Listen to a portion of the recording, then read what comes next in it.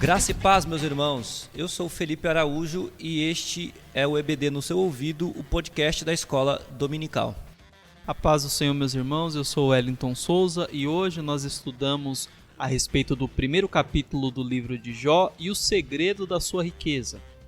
Graça e paz a todos. Eu sou o Joás e nessa lição vamos aprender uma vida excepcional do servo Jó. Então, que você fique conosco e nos acompanhe neste episódio maravilhoso. Deus abençoe.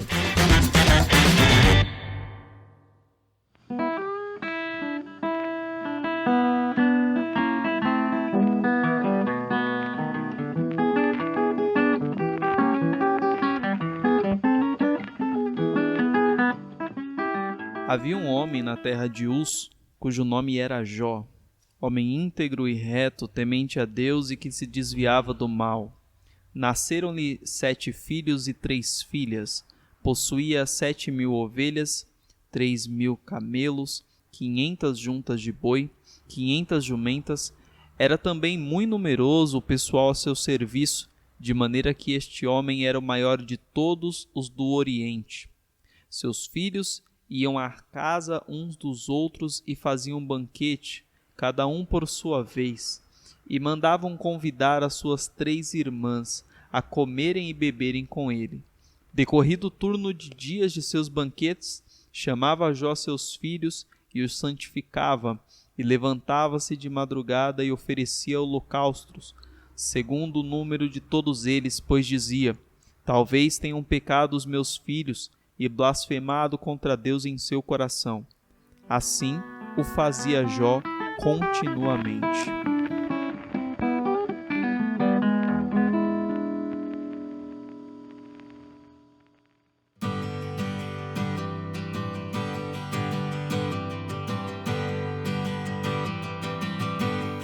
Para começar, irmãos, é importante, embora o próprio texto não nos forneça dados biográficos de Jó, e uma vez que a aula é sobre Jó propriamente dito, a gente vai traçar aqui um perfil da personagem bíblica. A gente precisa apresentar 2 informações antes de mostrar esse perfil de Jó: o significado do seu nome e sua possível etnia. E quando eu falo possível etnia, eu estou falando em relação ao seu lugar de origem, seu lugar de moradia. Então o nome Jó, no hebraico, Yob, parece estar relacionado com a ideia de ser hostil ou de tratar como inimigo. Entretanto, a tradição aproxima o significado, uma vez que a leitura do livro vai nos permitir isso, e quem faz essa leitura com calma, com tranquilidade, vai perceber isso. Ela nos permite a entender o nome Jó como alguém perseguido, como alguém que é perseguido. E o próprio Jó, ele vai falar isso durante a sua queixa, ali a partir do capítulo 3, na sua lamentação, que é como se ele fosse um homem perseguido. Perseguido a princípio até pelo próprio Deus, como ele diz, e pelos seus próprios amigos. E a gente vai percebendo, você vai fazendo essa leitura do texto do livro de Jó, e você vai notando que há essa ideia de perseguição, como se Jó fosse alguém perseguido. É claro que a gente tem que ter bastante cuidado para não fazer uma interpretação muito simples dessa ideia de perseguição. Tudo bem? A gente tem que ter esse cuidado a respeito disso. Então, o nome Jó, ele tem essa ideia de alguém que é perseguido, de alguém que sofre, de alguém que está vivendo algum sofrimento, sendo perseguido.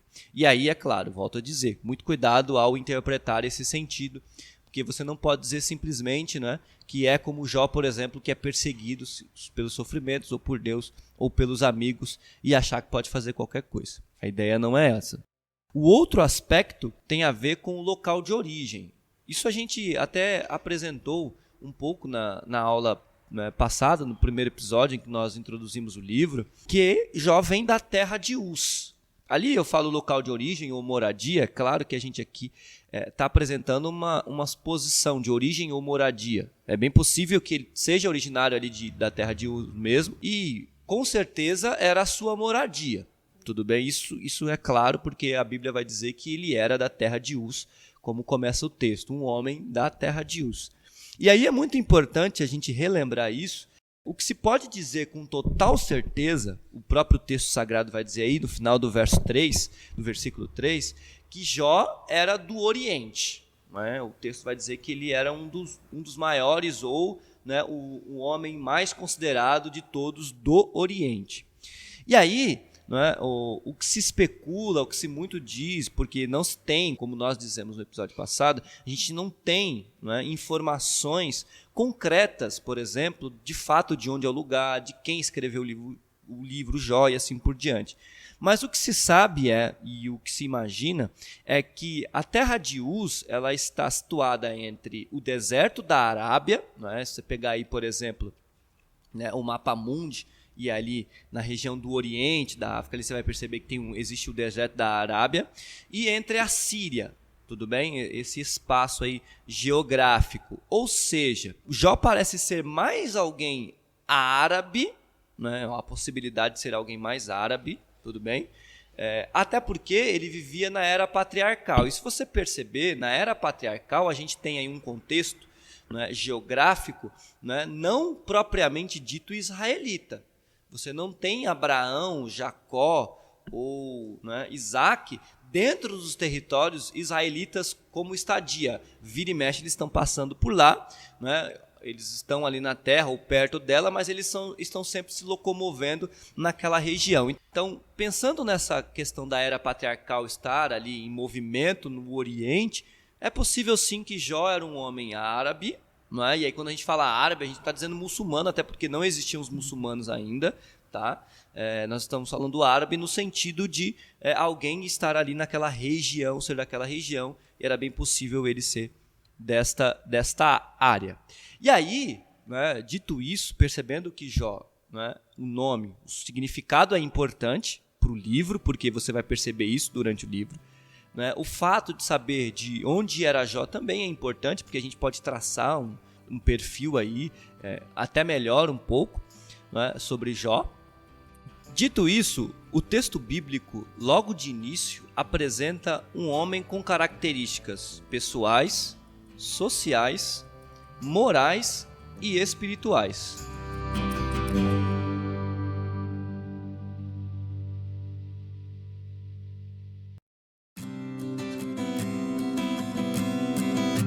Pois bem, nós abrimos, como o Felipe disse, a aula de hoje.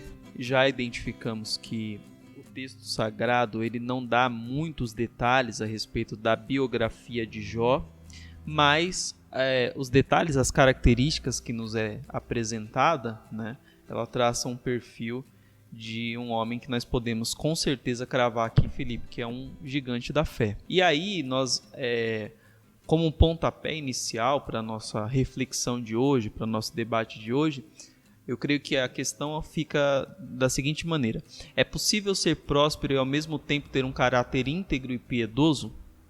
Essa é a abertura da nossa reflexão de hoje.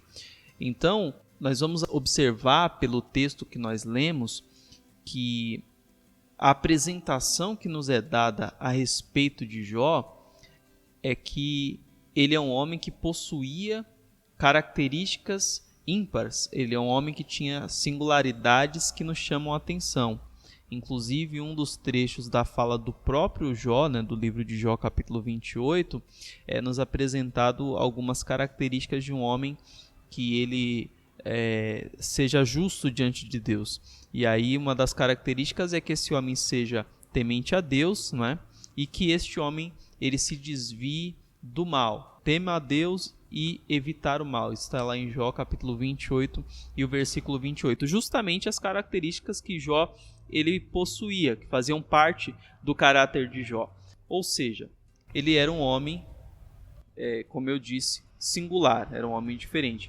Claro que vale a pena a gente destacar aqui que nós não estamos afirmando que Jó era um homem que fosse isento de pecado, correto? Então nós não estamos dizendo aqui que Jó era um homem impecável.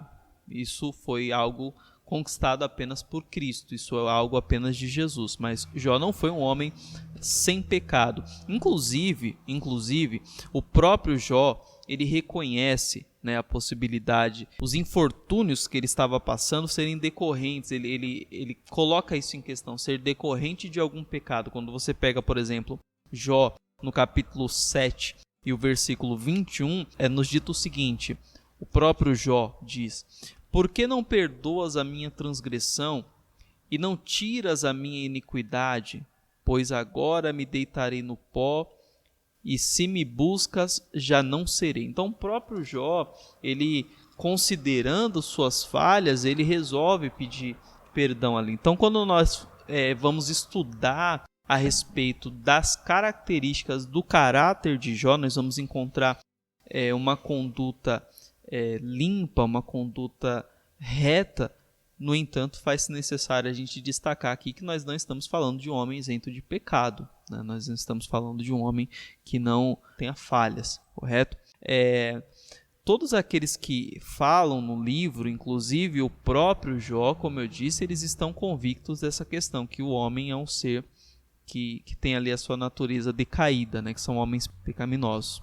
Uma das primeiras lições no estudo do livro de Jó, quando nós refletimos a respeito dessa possibilidade, dessa questão de Jó, dessa questão de Jó ser um homem pecador, uma das primeiras lições que nós conseguimos extrair aqui do livro de Jó é que é possível que homens que tenham a sua natureza decaída, como nós sabemos que a humanidade está, certo? É possível que estes homens eles sejam genuinamente bons e tementes a Deus. Porque infelizmente há quem diga nos dias atuais que é impossível ser santo, é impossível ser reto, é impossível ser puro, é impossível ser íntegro. Mas com o estudo de Jó, nós identificamos que é perfeitamente possível sim que pecadores sejam homens bons. Talvez, claro, seja algo raro, né? Talvez seja algo difícil de se ver, sobretudo em nossos dias, mas é sim possível para um homem que ama a Deus e o obedece. Jó foi um homem diferente, e aí eu falo isso tomando como base a fala do próprio Deus, porque Deus dá esse testemunho a respeito de Jó, correto? Deus fala a respeito de Jó que era um homem que ninguém havia na terra semelhante a ele, correto? Isso está lá em Jó capítulo 1 e o versículo 8, Deus dizendo, ninguém há na terra semelhante a ele. Então Jó era um homem diferenciado, e aí quem queira, por exemplo, se escorar, usar isso como muleta para defender uma vida espiritual medíocre, há quem possa querer usar esse argumento como artifício, como uma muleta para dizer assim, Jó era um homem acima da média, era um homem de outra categoria, era um homem que próprio Deus disse que ninguém havia na terra semelhante a ele, né? Então há quem possa querer usar isso para defender uma vida espiritual medíocre, por exemplo, uma vida espiritual relaxada, sem a aplicação e esforço para cumprir os deveres espirituais. Mas na verdade o que nós entendemos aqui é que Jó, ele não foi de natureza diferente. Ele era igual aos demais homens. Aí eu me lembro da menção que Tiago faz a respeito de Elias, quando ele diz que Elias era sujeito às mesmas paixões, correto? Então, Jó também era sujeito às mesmas paixões. O que nós temos aqui era um homem completamente disposto a servir a Deus de forma íntegra, de forma genuína. Pois bem, Jó é um homem íntegro. A partir desse ponto, nós podemos aqui avaliar que a integridade de Jó diz respeito, e inclusive o reverendo Hernandes Dias Lopes, ele faz uma observação muito interessante a respeito deste ponto, que ele diz a respeito dessa integridade de Jó, ele diz que ela refere-se àquilo que o homem é no privado. Né? Isso é muito interessante. Aquilo que o homem é, essa integridade de Jó, é algo que o homem é quando ninguém o está observando. Jó era moralmente são. Nos dito a mesma coisa, né? Essa mesma observação nos dito, por exemplo, a respeito de Noé. Quando nós olhamos o texto de Gênesis, no capítulo 6 e o verso 9, nos dito que Noé era um homem justo e íntegro entre os contemporâneos da sua época, né? Estou lendo aqui na NVI. Então, Noé tinha características específicas, era um homem diferenciado dentre a sua geração. E esse ponto, a integridade de Jó, era algo que nós entendemos, podemos interpretar dessa maneira, que era algo que ele conseguia ser no privado, nos bastidores, longe da plateia, longe da plataforma, longe do palco. Jó era um homem íntegro. Infelizmente, essa característica ela tem sido rara nos nossos dias. Você pega, por exemplo, aí, não precisa ir muito longe, amigos. Você pega, por exemplo, o ramo da política. Estou falando dos nossos dias, dos tempos modernos. Você pega homens da política que nós, em épocas, por exemplo, eleitorais, épocas de campanha, nós acreditávamos serem pessoas, por exemplo, honestas, serem pessoas diferenciadas, pessoas que pudessem talvez mudar um curso do governo de um país, mudar formas de fazer políticas públicas, e nós muitas vezes depositamos o nosso voto nessas pessoas. Só que com o passar do tempo, infelizmente, e nós dizemos isso com muita tristeza, nós acabamos por descobrir que no privado, no íntimo, estes homens participaram de negociatas, estes homens se mancharam, esses homens não tiveram a sua integridade cristalina, né? E isso é algo a se pensar quando nós falamos a respeito da integridade que nos é apresentada a respeito de Jó, como sendo algo que o cristão, né? Nós já, como sempre fazemos, pegamos a aula e já trazemos para uma aplicação. A integridade é algo que o cristão está disposto a fazer nos bastidores. E aí, quando você faz isso aplicando aos exemplos bíblicos, eu me lembro, por exemplo, do caso de José, que quando nós temos a oferta que ele recebe da mulher de Potifar para se deitar com ela, o texto nos leva a crer, na verdade o texto diz explicitamente que no momento que José recebe essa oferta, todos da casa haviam saído.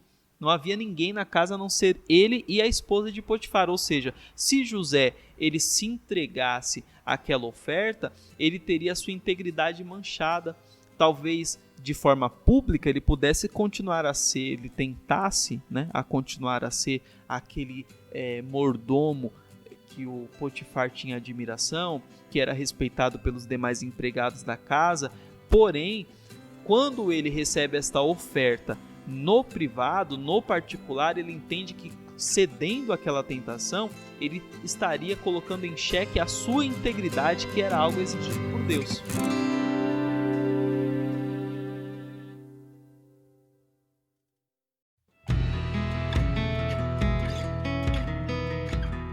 É claro que a gente tem que ter bastante, interesse nesse assunto, porque há uma percepção que nós devemos ter, que nem sempre, irmãos, o pedido de algo moral indica que aquela pessoa é íntegra. Então, por exemplo, uma pessoa exige que você não cometa algum erro ou não faça alguma coisa que é considerada errada, é considerada estranha, né, às nossas vidas, à prática cristã. Só que intimamente, ou interiormente, ou até no privado, a pessoa comete esse ato. Então, a gente tem que ter essa relação muito bem clara, né, de integridade no privado, como o Wellington disse, porque o que mais vale é aquilo que Deus enxerga em você, né, enquanto você sozinho.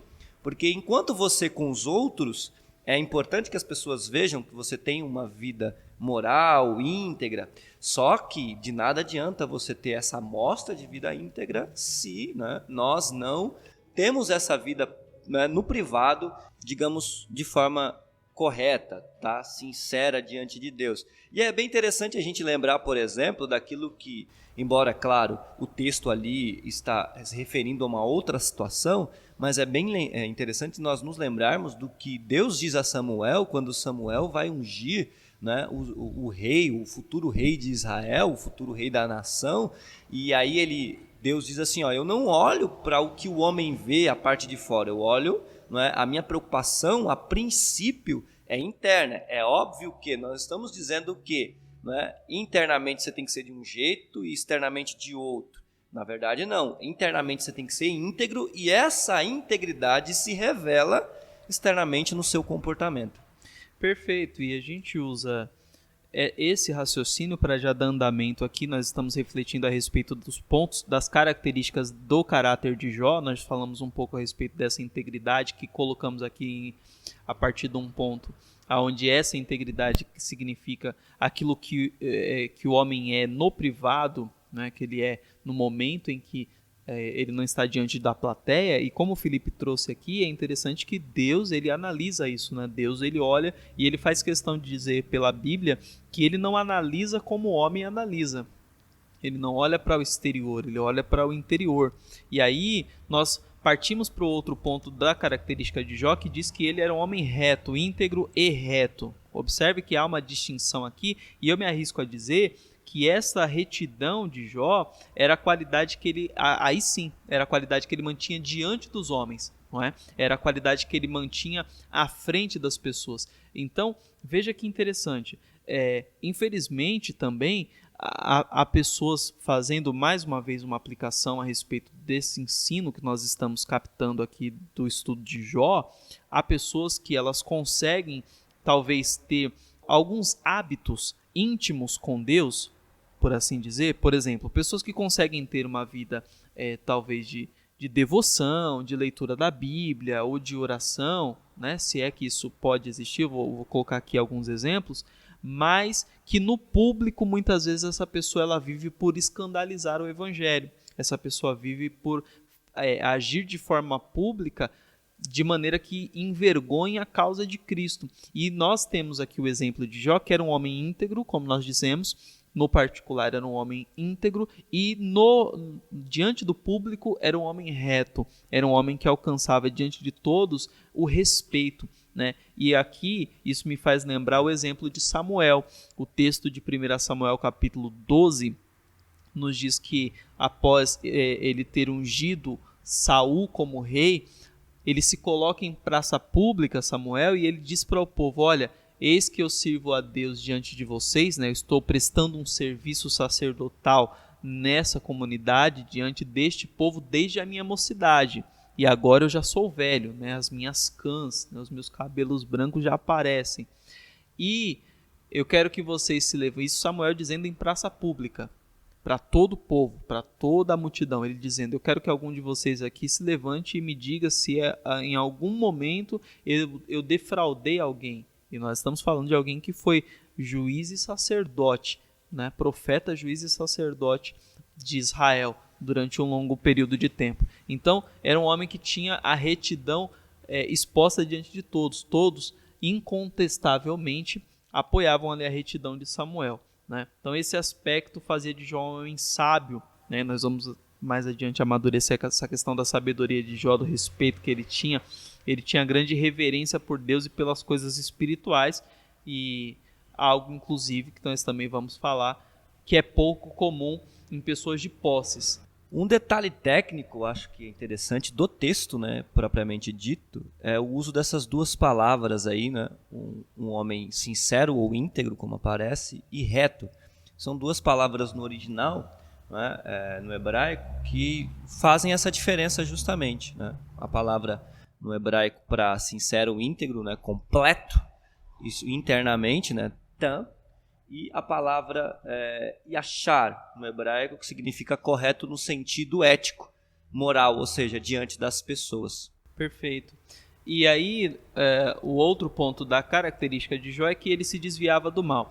E é interessante nós pensarmos que nos dias modernos tem-se a ilusão, né? Cada geração que entra, ela tem sempre a ilusão que as tentações elas são exclusividade da nossa geração. Então as pessoas do mundo moderno têm o costume de achar que ser reto nos tempos de Jó, por exemplo, era muito mais fácil do que ser reto nos dias de hoje. Não sei se os senhores já tiveram essa impressão de que as pessoas costumam dizer: não, ser jovem hoje em dia é difícil, ou ser crente é difícil, né? As pessoas se comportam dessa maneira como se ser fiel, ser íntegro, ser reto nos dias como de Jó fosse uma coisa relativamente mais fácil do que comparado a hoje. Só que quando nós olhamos para esse trecho da característica de Jó, que ele se desviava do mal, isso nos indica que ele tinha sim oportunidade de andar por um caminho mau, correto?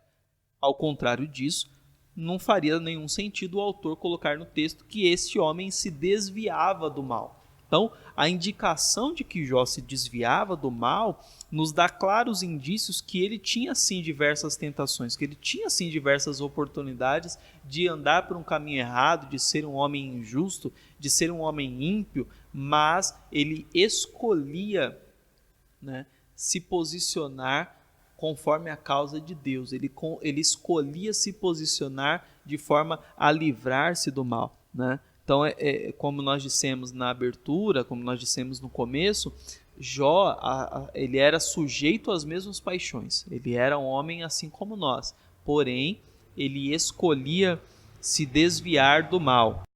E aí é interessante, nesse ponto, né, de quando a gente discute, era mais fácil ter uma vida mais reta antigamente e hoje é mais difícil e tal. Se nós pegarmos o texto bíblico, vamos começar, por exemplo, analisando Adão e Eva.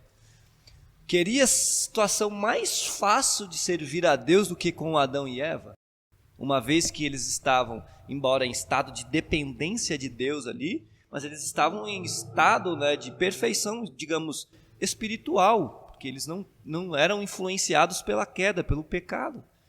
Então, e ali eles vão e caem. Você vai para Noé, a situação de Noé. Por que Deus separa Noé? Você vai para Israel. Então, a gente tem que ter muito cuidado ao falar isso, porque toda a sociedade, em todo tempo, né, ela sempre teve apontamentos para o mal, apontamentos para aquilo que era a vontade, o desvio da vontade de Deus, e existiam homens que serviam a Deus ali, mesmo em situações muito complicadas. Se você pegar o Império Romano, né, a época do Império Romano, era atroz, violência, a questão da sexualidade, haviam inúmeras coisas que atrapalhavam a vida cristã, e mesmo assim eles se mantinham fiel. Então, muito tem a ver com aquilo da nossa devoção diante de Deus e como a gente se relaciona com Ele. É uma prova de um dos assuntos que nós já discutimos em uma outra série de podcasts, que é o estudo da carta de Paulo aos Efésios, a respeito da liberdade de escolha que Deus ele dá ao homem, né? Do livre-arbítrio, né? Que Deus dá ao homem. Então, aqui nós temos, como nos dito, toda a situação em que desde que mundo é mundo, né, desde que a humanidade ela é criada, é sempre apresentado diante do homem opções, escolhas, e Deus não toma essas decisões pelo homem, né? Então é colocado, por exemplo, como foi dito aqui a respeito de Adão e Eva, diante do jardim, é dada a opção de obedecer ou não. No caso de Jó, que nós estamos estudando, desviar-se do mal ou não, né? Israel tinha diante deles em várias oportunidades, quando Deus falava, coloco diante de vós, né, o caminho da vida e o caminho da morte, a bênção e a maldição. Então, a questão de se desviar do mal, nós estamos estudando aqui da característica de Jó, ela tem muito a ver com a forma como nós decidimos viver e nos posicionar. A questão também que Jó, ele preferiu ser temente a Deus, né? O próprio em Provérbios fala 10:27 que o temor do Senhor prolonga a vida, né? Mas a vida do ímpio é o que? Abreviada. Então, Jó, apesar do seu currículo extraordinário, apesar de ser um homem sincero, né? De boa moral, um homem reto, com essa índole infalível, ele também temia o Senhor.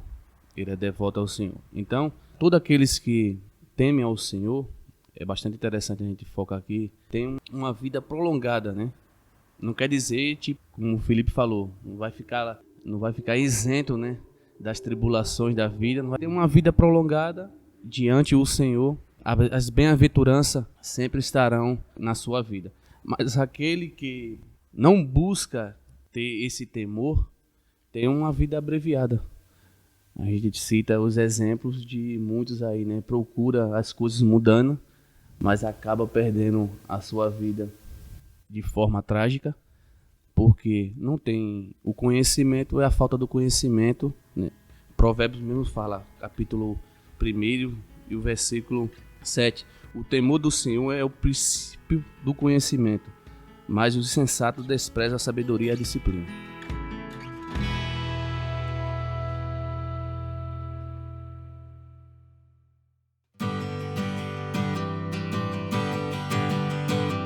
pensando nessa questão, né, do temor do Senhor ser o princípio do conhecimento, o princípio da sabedoria, é importante a gente olhar para o texto sagrado aí, o texto de Jó, capítulo 1, e percebermos que o texto faz uma menção a um homem, ou a ele ser o maior, né, dos homens no Oriente.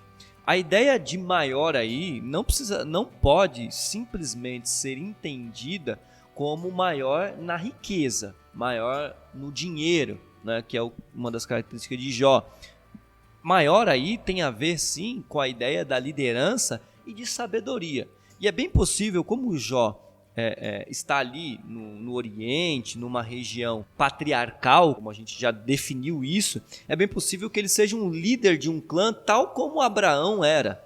Um líder de uma comunidade, um líder de um grupo. E como sendo líder de um grupo, essa ideia de maior dentre os homens do Oriente, né, cai entre a ideia não só de riqueza, mas também de sabedoria. Ou seja, o próprio texto, o próprio diálogo de Jó com seus amigos vai demonstrar isso, né?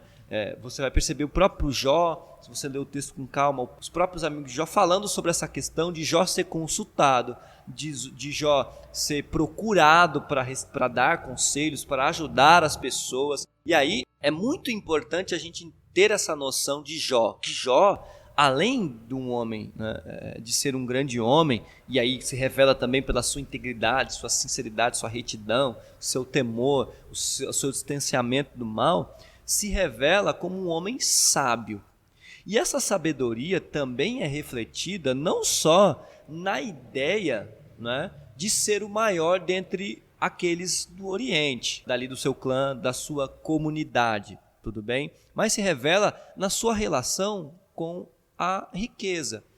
É a principal característica social de Jó. Veja que o Wellington traçou aqui para a gente características morais e espirituais de Jó. No texto nós temos a revelação, o apontamento de uma característica social. Qual era a característica social? Ele possivelmente era um líder de um clã e era um homem rico. E como é que a gente sabe que ele era rico? Pelo número de animais que aparece aí. Veja que o texto vai dizer assim, que ele tinha 7.000 ovelhas, 3.000 camelos, 500 juntas de bois, 500 jumentos ou 500 jumentas, dá mais ou menos 11.000 animais, divididos entre animais de trabalho, alimentação, animais de serviço. Tudo isso indica que Jó era um homem rico mesmo, um homem que tinha muitas posses ali para a sua época. Mas o mais interessante, e a pergunta que nós fazemos e que foi introduzida no início, né, da nossa aula pelo Wellington, é possível alguém ser rico e ser próspero, ou ser rico e não ser próspero? Ou o contrário disso? E a relação de sabedoria de Jó revela-se justamente na sua prosperidade, e não simplesmente no número de coisas que ele tinha, ou de bens que ele tinha, que ele possuía, mas na sua relação e que indica a sua prosperidade. É muito interessante, eu acho que pode fazer uma análise, uma aplicação, porque Jó, sendo um homem rico, né, a primeira coisa que vai mostrar que ele era sábio e, portanto, próspero, é essa relação de que ele não confiava. Né? A virtuosidade de Jó fazia com que ele não confiasse no dinheiro, nos seus bens. Na verdade, isso prova que a convicção de Jó está além dos bens que ele tinha, além do que ele possuía. E o próprio texto de Jó vai mostrar isso para a gente. O próprio texto vai mostrar, por exemplo, se você pegar aí o capítulo 1, versículo 20 e 21, Jó, depois que ele recebe a notícia ali dos seus empregados, que ele perdeu todos os bens, e inclusive perdeu também os seus filhos de uma vez só, o texto sagrado diz assim: ao ouvir isso, Jó levantou-se, rasgou o manto e rapou a cabeça. Então prostrou-se com o rosto em terra, em adoração, e disse: saí nu do ventre da minha mãe, e nu partirei. O Senhor o deu, o Senhor o levou. Louvado seja o nome do Senhor. Veja que Jó, ele recebe uma notícia da perda de todos os seus bens, e aí ele se prostra diante de Deus. Então a convicção dele, não é, mantém-se em Deus. Mas Felipe, ao longo do texto nós vamos perceber que Jó ele vai começando a ficar amargurado, chateado, né? Mas se você pegar o capítulo 2, você vai ver depois que a mulher de Jó pede para amaldiçoar, depois que ele fica doente, que ele é acometido por enfermidades, a sua própria vida entra em jogo, Jó vai dizer assim: aceitaremos o bem dado por Deus e não o mal? Em tudo isso Jó não pecou com os seus lábios. Mas Felipe, continua no texto aí, Jó ele amaldiçoa o seu nascimento.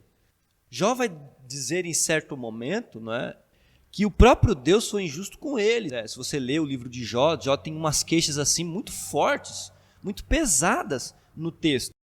Mas aí, você pega o capítulo 19, a partir do versículo 23, ele mostra a confiança dele de uma forma tão tremenda no capítulo 19, que não é possível, não é, mostrar que a prosperidade de Jó não estava relacionada à sua sabedoria, à sua riqueza. Veja o que ele diz no capítulo 19, a partir do versículo 23. Quem dera as minhas palavras fossem registradas, quem dera fossem escritas num livro, fossem talhadas a ferro no chumbo, ou gravadas para sempre na rocha. Eu sei que o meu Redentor vive, e que no fim se levantará sobre a terra, e depois que o meu corpo estiver destruído e sem carne, verei a Deus. Eu o verei com os meus próprios olhos, eu mesmo e não outro, como anseia no meu peito o coração.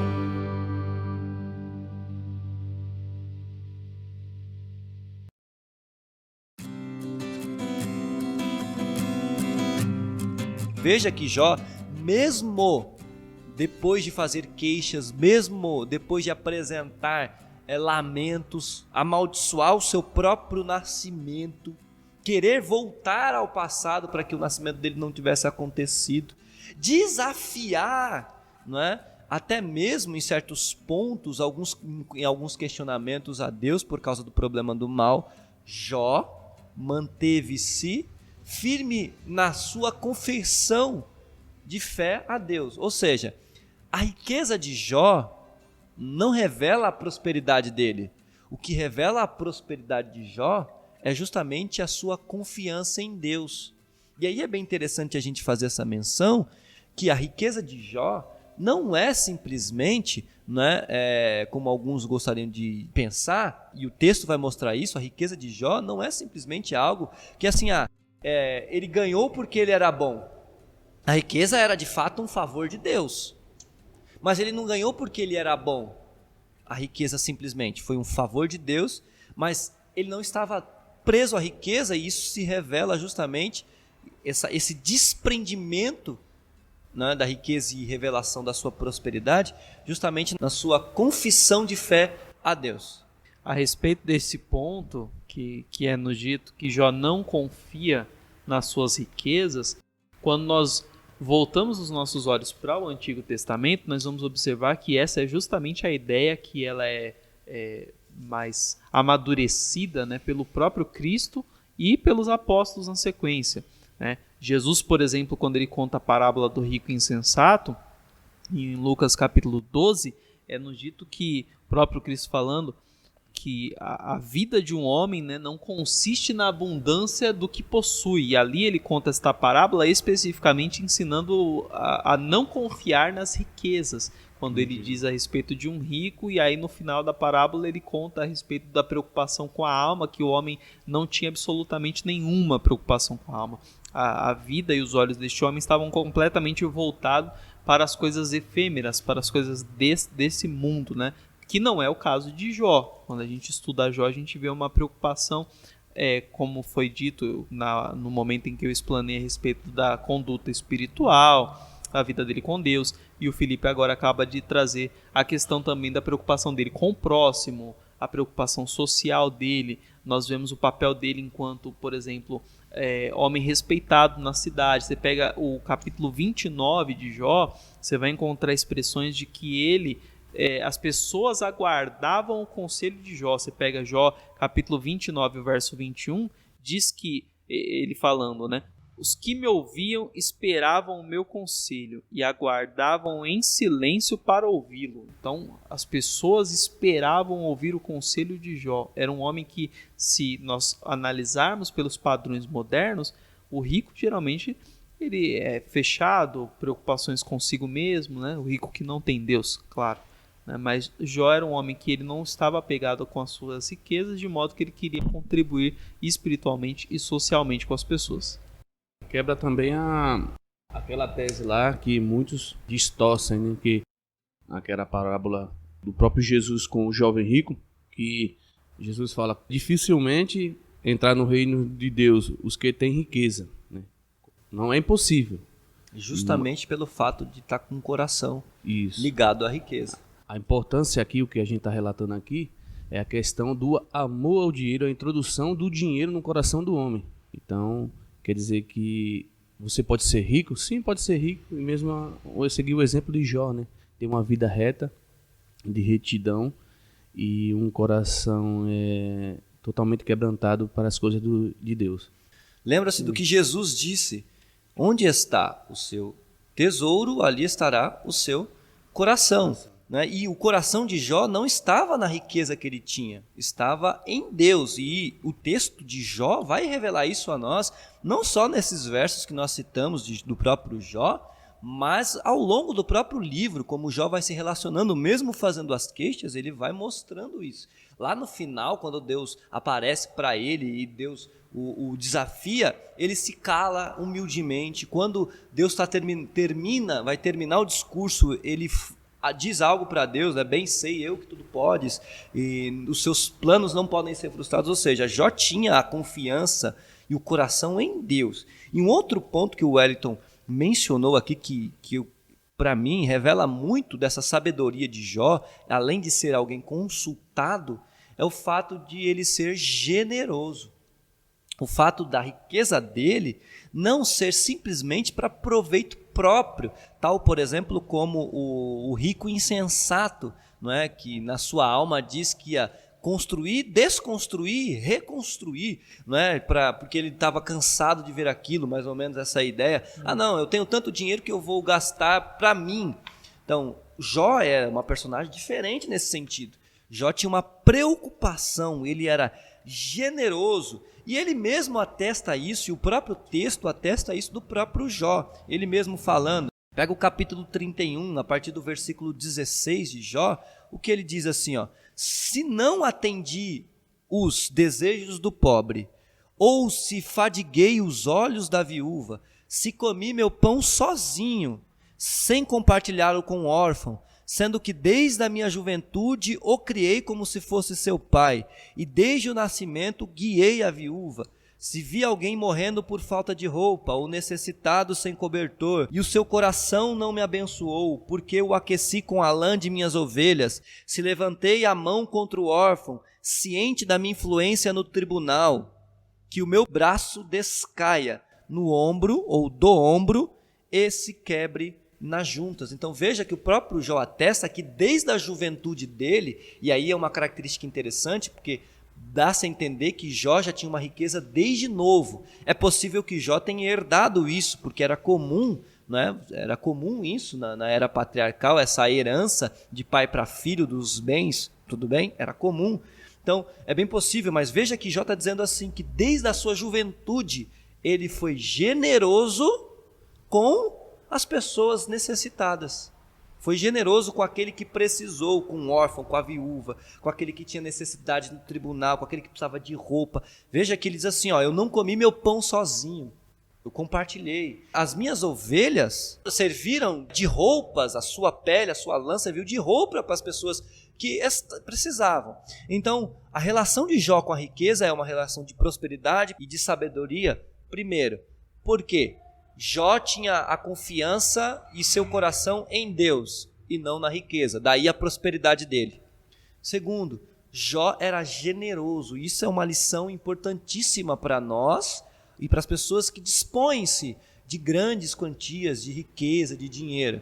A sua prosperidade é revelada não na quantia e no número que tem. A nossa prosperidade é revelada não nos bens que nós temos, mas na confiança e na nossa devoção de coração a Deus. E na generosidade com qual nós agimos para com as pessoas. É bacana nós pensarmos que, às vezes, no meio cristão, existe um pensamento de que a riqueza, ela automaticamente ela vai pender, né? Ela vai se inclinar para o pecado, para a idolatria, para a distância de Deus. Só que o estudo de Jó vem para nos mostrar que é melhor que um cristão seja assim, próspero, é melhor que ele seja rico, né? Como o texto nos expressa, porque Jó era um homem rico e é nos mostrado pelo relato dele, quando nós analisamos a forma como ele conduzia essa prosperidade que ele tinha, é nos mostrado que ele era um homem generoso, como Felipe disse, e alcançava muitas pessoas através dessa generosidade. Então aqui nós entendemos que Jó era um homem muito rico, tanto no sentido espiritual, como nós já analisamos, mas no sentido social, material, como ser humano, era um ser humano rico, né? Então Jó era um homem que ele prova que o cristão que ama a Deus, ele não tem dificuldade para manusear o dinheiro. Ele na verdade vai entender que esse dinheiro pode ser uma fonte de serviço espiritual.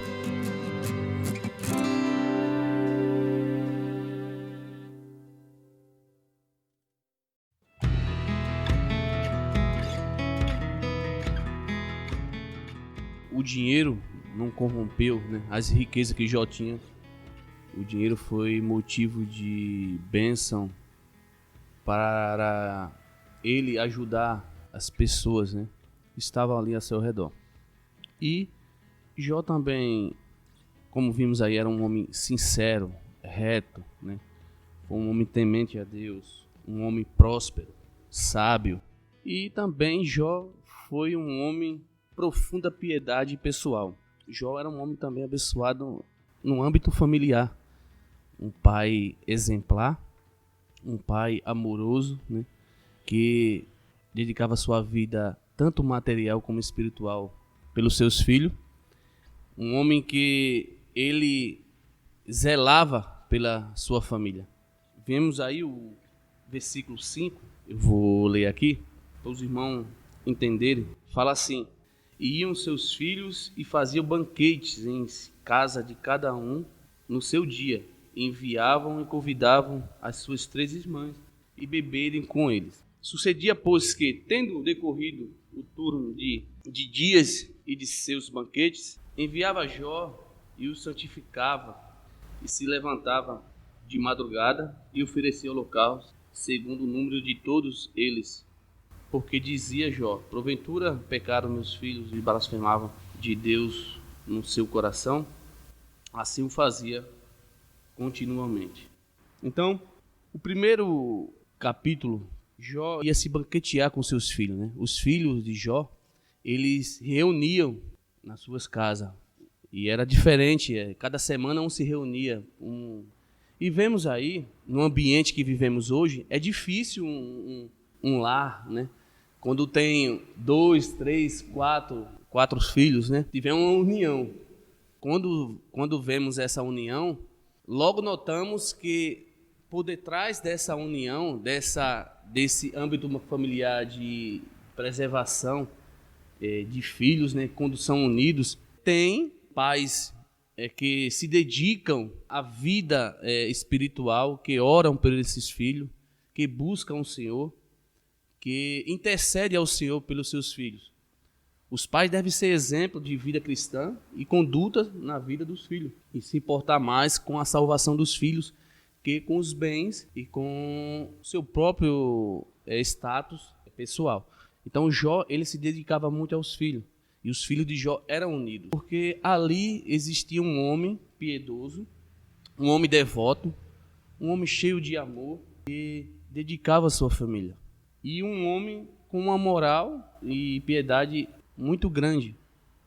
Então essa piedade está presente não apenas nos primeiros capítulos, né, mas no livro todo. Vamos ver aí nos demais estudos aí da EBD, e vamos ver esse currículo infalível desse homem.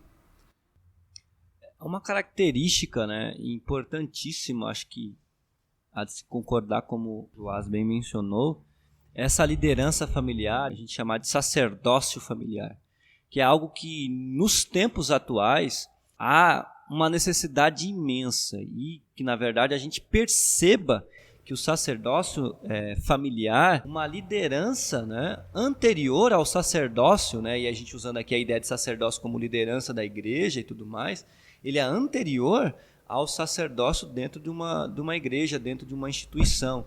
É muito importante porque, na atualidade, a gente vê muitas pessoas que usam, né, as instituições, a igreja e tudo mais, para aplicar certas moralidades, mas dentro do lar ele não exerce esse sacerdócio familiar. E o que me chama mais atenção aqui, no texto de Jó, é claro que é bem possível que Jó, sim, conversasse com os filhos, ensinasse a palavra, mostrasse o caminho certo, mas o que me chama a atenção no texto é que, nessa questão do sacerdócio familiar, né, Wellington, ele não ia falar com os filhos, dar bronca nos filhos. O texto não mostra Jó indo lá e falando, vocês têm que fazer assim. Não, Jó primeiro direcionava-se a Deus, e aí acho que esse ponto acho que é o ponto central do sacerdócio familiar, dos pais, né? Não só o homem, mas a mulher também. Aqui nós temos a figura do homem, Jó, né, por conta da personagem, mas não só o homem, mas as mulheres também, como mães e os pais, né, no geral, entenderem que esse sacerdócio familiar, ele começa com uma vida de devoção a Deus, de intercessão diante de Deus pela família, antes de apontamentos morais ou até mesmo de ensinamentos morais, de broncas e por aí vai. Acho que a gente vem falando isso, não, Elton, ao longo de vários episódios, como a gente já disse, por exemplo, na Carta aos Efésios, a gente já mencionou isso, a gente já trabalhou essa ideia, e aqui na igreja, na DFEV, a gente tem essa coisa da família, do sacerdócio familiar ser muito importante. Eu observo aqui 2 pontos a respeito desse papel de Jó como um pai de família, como o chefe da sua família. Eu observo 2 pontos que, na minha visão, fazem toda a diferença. Primeiro, aquilo que nós já analisamos a respeito das características pessoais de Jó, a sua integridade, a sua retidão, um homem temente a Deus que se desviava do mal. Isso fazia com que os filhos olhassem para Jó como sendo um exemplo, correto? Então, o Jó, ele é um exemplo de moral, de piedade, é um exemplo a ser seguido, porque, mais uma vez, fazendo a aplicação a respeito do estudo que nós estamos hoje aprendendo, há muitos pais, há muitos que são, né, chefes de família, mas que eles não têm essas características das quais os filhos possam olhar e se espelhar, né? Dentro de casa não há uma referência de integridade, de retidão, de alguém que tema a Deus, né? De temor ao Senhor. Então Jó tinha essas características, não é? Espiritualmente, interiormente falando, ele era um homem espiritual, correto? Era um homem temente a Deus, interiormente falando. É evidente que os filhos observavam isso, porém, essa primeira característica de Jó não fazia com que ele deixasse de lado a segunda, que era ativamente celebrar cerimônias, oferecer sacrifício, levantar-se de madrugada. Então ele trabalhava em 2 frentes. Ele era um homem exemplar, ele era uma base, ele era um exemplo, um espelho para os seus filhos. Seus filhos podiam olhar nele e ver uma referência, mas ele não se limitava só nisso. Ele também tinha as suas cerimônias, né? Ele tinha o seu momento específico em que ele ativamente separava para sacrificar ao Senhor, interceder em favor dos filhos, levantar-se de madrugada, santificar esses filhos. Então, o que nós aprendemos aqui? Que o papel do sacerdote, quando nós dizemos sacerdote, nós não estamos falando do pastor da igreja, não estamos falando do líder da igreja, estamos falando de o nosso papel, o meu papel enquanto pai, o papel do Felipe, do Joás enquanto pai, o papel de você que nos ouve enquanto chefe da sua casa, seja você um homem ou a mulher que talvez toque a sua casa sozinha, né, crie os seus filhos sozinhos. Existe em nós 2 obrigações das quais nós não podemos nos eximir, não podemos nos omitir, porque a cada dia que passa nós temos encontrado gerações sendo perdidas justamente por essa ausência de referências dentro de casa, de integridade, retidão e temor a Deus. E, por outro lado, a ausência de pessoas, de homens e mulheres dentro de casa, e isso eu acho que é muito válido nós dizermos em época que a igreja sofreu muitas mudanças com a questão da pandemia. Infelizmente, há muitas pessoas que deixaram de ter as suas celebrações, né? Há muitas pessoas que os filhos já não sabem mais o que é ver o pai indo para a igreja, o filho já não sabe mais o que é o pai tendo um compromisso de trazer os filhos para a escola bíblica dominical. Mas em épocas de pandemia essas questões estão inviáveis, ok, mas e dentro de casa? E culto doméstico? E a leitura diária da Bíblia em casa? E a oração diária em casa? Né? Tudo isso faz muita diferença. E essa é uma boa aplicação, né? E não só por conta da pandemia, para uma vida mesmo. Os filhos vão perceber a sua dedicação, a sua integridade, a sua retidão no seu comportamento. Né? A sua integridade, ou seja, porque é aquela coisa, né? Dentro do privado, né, que Deus enxerga e que a sua família também enxerga, sua esposa, seus filhos, seu marido, suas filhas, né, enxergam. Então você tem que ter integridade dentro do lar. Então o seu filho tem que ver que dentro de casa a integridade que você mostra fora dela, da igreja ou para qualquer outra pessoa, mantém-se dentro de casa. Retidão, que é aquela, né, manter-se uma vida ética, moral dentro e fora de casa também, porque a moralidade não tem que ser para os outros. Muitas vezes a gente tem essa questão, né? A gente quer que os outros pratiquem os atos morais, mas nós não nos cobramos disso, né? E a gente precisa entender isso. E além disso, essa dedicação espiritual, ou seja, ele fazer as celebrações, o culto, por aí vai.